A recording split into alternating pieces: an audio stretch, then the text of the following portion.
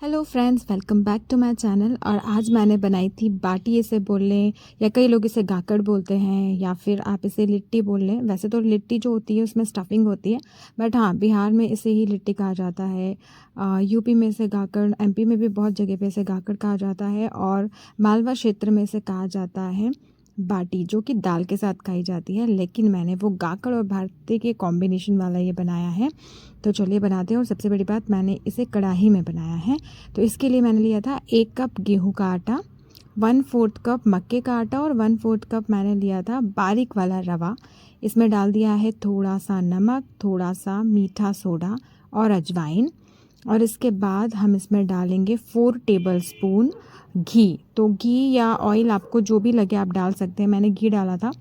मतलब इसमें प्रॉपर मोयन रहेगा ना, तो ये बहुत बढ़िया बन के रेडी होती है। मतलब आप गर्मा गर्म तो खाएं, अगर आप ठंडा करके भी खाते हैं ना तो भी ये बहुत अच्छी रहती है, बहुत सॉफ्ट रहती है और एकदम बढ़िया सी बनती है। आप देखेंगे इसका रिज़ल्ट तब आपको समझ में आएगा। तो मोयन का अंदाज़ा कैसे लगता है, वैसे मैंने जो आपको मेजरमेंट बनाया है उसमें तो बताया, उसमें तो आपको 4 चम्मच डालना है। लेकिन अगर आप ज़्यादा बना रहे हैं तो मोयन जब आप ऐसे बाइंड करके देखेंगे ना तो इसे मुट्ठी में आ जाना चाहिए, उतना मोयन हो। और इसको गूंदना है आपको थोड़े से पानी से, बहुत ज़्यादा पानी नहीं डालना है, बहुत ज़्यादा गीला नहीं करना है, सख्त भी नहीं रखना है और नरम भी नहीं रखना है।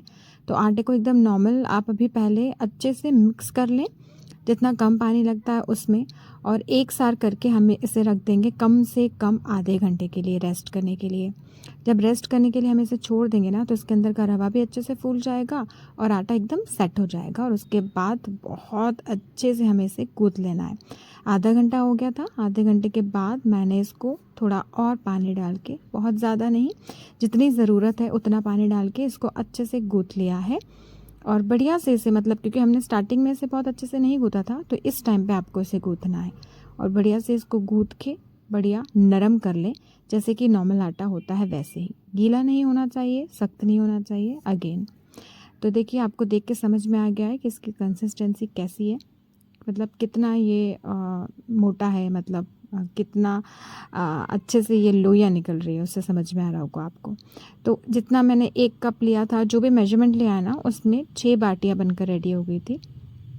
आई वुड सजेस्ट कि आप बाटियाँ थोड़ी सी बड़ी बनाएं, इससे छोटी ना बनाएं। एकदम छोटी रहती है ना तो क्या होता है कि सिकने में ही उसकी एक पूरी शेल, मतलब एक पूरा लेयर निकल जाती है, तो फिर मज़ा नहीं आता खाने में। मतलब अंदर कुछ तो होना ही चाहिए।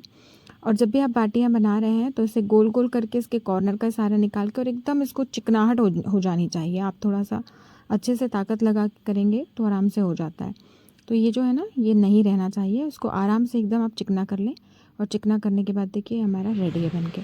इसी तरीके से बाकी की बाटियों को भी कर लेंगे। एक अंदाज़ा है कि इतनी क्वांटिटी से आपकी 6 बाटियाँ बनकर रेडी होती हैं। तो अगर आप 2 लोग हैं तो आराम से खा सकते हैं, बल्कि 3 लोग भी खा सकते हैं अगर आपने साथ में राइस वगैरह भी सर्व किया है तो। और ये बाटी ना कढ़ाई में मैंने बनाई है और मैंने गैस में भी डायरेक्ट करी है। तो मुझे भी बिलीव नहीं हो रहा है, क्योंकि मैंने फ़र्स्ट टाइम ही ट्राई किया था और इतनी ज़्यादा अच्छी बनी है कि आप आसानी से, अगर आपके पास गैस तंदूर नहीं है, अगर आपके पास कंडे नहीं हैं, तो आप आराम से बना सकते हैं। कढ़ाई मोटे तले की हो, ये ध्यान रखें। आप कुकर भी ले सकते हैं, कुकर लेंगे तो ज़्यादा बेहतर है, क्योंकि उसका जो फ्लैट होता है ना, फ्लैट रहता है कुकर, तो बहुत आराम से ये चारों उसमें आ जाएंगी। मेरा जो कुकर है वो थोड़ा सा ज़्यादा मोटे तले का नहीं है, इसलिए मैंने कढ़ाई में बनाना प्रेफर किया। घी जब आप डाल रहे हैं ना इसमें कढ़ाई के लिए, मतलब इसको सेकने के लिए, तो इतना घी नहीं डालना है। ये मैंने थोड़ा सा ज़्यादा डाल दिया था। सिर्फ ग्रीसिंग करनी है, उतना घी डालना है और उसको अलटते पलटते रहना है। अब हम सेक रहे हैं डायरेक्ट गैस पे, तो उसके लिए आप इस तरीके की एक जाली ले लें। और जाली को मतलब पहली बात तो आपको हाई फ्लेम नहीं रखनी है, ना ही मीडियम लो रखनी है, एकदम लो फ्लेम पे करना है। देखिए मैंने एकदम हाई फ्लेम पे कर दिया था और मैं वहाँ पलटने लगी थी, तो ये हल्का सा जल गया है। ऑल्दो ये बुरा नहीं लगा, अच्छा ही था, बट ऐसा हो सकता है, इसलिए आप ध्यान रखिएगा कि आपको एकदम लो फ्लेम पे उसको रखना है और आराम से होने देना है। अलटते पलटते रहेंगे हम इन वाली जो कढ़ाई में रखी है वो वाली बाटी को भी, और वहाँ पर भी हम उसे आराम से अलटते पलटते रहना है, क्योंकि सारे कॉर्नर से ना अच्छे से ये सिक जानी चाहिए, कच्चापन नहीं रहना चाहिए। और देखिए आपको थोड़ा सा भी अगर डिफरेंस समझ में आ रहा होगा तो, क्योंकि ये एकदम फूल गई है ना, पहले ये जो लोइयाँ थी उसमें उससे ज़्यादा ये बढ़िया से गोल मटोल सी हो गई हैं, ये देखिए। और एक क्रैक भी हो गई हैं, कितना बढ़िया सा क्रैक आया है, इसका मतलब कि ये प्रॉपरली कुक हो चुकी है। अगर आपको कहीं दिखाई दे रहा है कि कच्चापन है तो उस पोर्शन को आप थोड़ा सा मतलब पलट के सेक लें।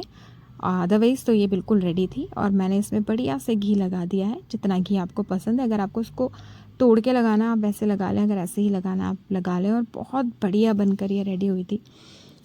और कढ़ाई वाली में थोड़ा ज़्यादा टाइम लगता है, तो इसको अलट पलट के आपको सारे कॉर्नर्स अच्छे से सेकने हैं, क्योंकि मतलब कच्चापन नहीं रहना चाहिए, नहीं तो मज़ा किरकिरा हो जाएगा।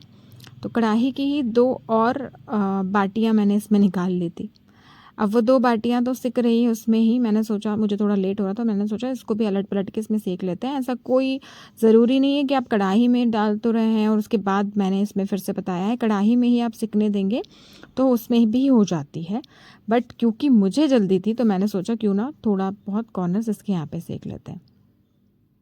अब देखिएगा अभी कढ़ाई वाली कितनी अच्छी बन के रेडी हुई थी। मुझे बिलीव ही नहीं हो रहा था, अगर आपने प्रॉपर सारी क्वांटिटी ली है, अच्छे से करा है, आटे को रेस्ट होने छोड़ा है ना, तो ये बहुत अच्छी बनकर रेडी होती है। ये देखिए ये भी आराम से सीख गई है। बस मुझे थोड़ी जल्दी थी इसलिए मैंने उसमें सेक ली थी, बाकी ऐसे कोई प्रॉब्लम नहीं है। बस इस चीज़ का ध्यान रखें कि किसी भी कॉर्नर पे कच्चापन नहीं होना चाहिए। तो अगर आप कोई फ्लैट वाला लेते हैं ना, मोटे कढ़ाई मतलब सॉरी मोटे तले का, तो उसमें क्या होता है ना कि ये फ्लैट वाला लेने से आप अच्छे से सेक पाते हैं, इसमें थोड़ा सा टाइम इसलिए लग जाता है। तो बस ये वाली भी हमारी बनकर रेडी थी। और ये देखिए सारी बाटियाँ बनकर रेडी है। और इसे मैंने छाछ, पापड़, बैंगन का भरता, जिसकी रेसिपी मैंने अभी पोस्ट नहीं करी है, उसके साथ सर्व किया था। क्योंकि टिपिकल मैंने स्टार्टिंग में जब खाया है तो हमारे यहाँ पे इसे गाकड़ बोलते हैं और मैंने इसके साथ ही खाया था। उसके बाद मैंने मालवा में खाया था दाल बाटी। तो आपको जिसके भी साथ अच्छा लगता है, दाल के साथ सर्व करें, भरते के साथ सर्व करें और करें एन्जॉय। अगर आपके पास भी गैस तंदूर नहीं है या आपके पास कंडे का जुगाड़ नहीं हो रहा तो ज़रूर से ऐसे बनाइएगा। और मिलेंगे नेक्स्ट रेसिपी में, तब तक के लिए bye bye, take care and enjoy.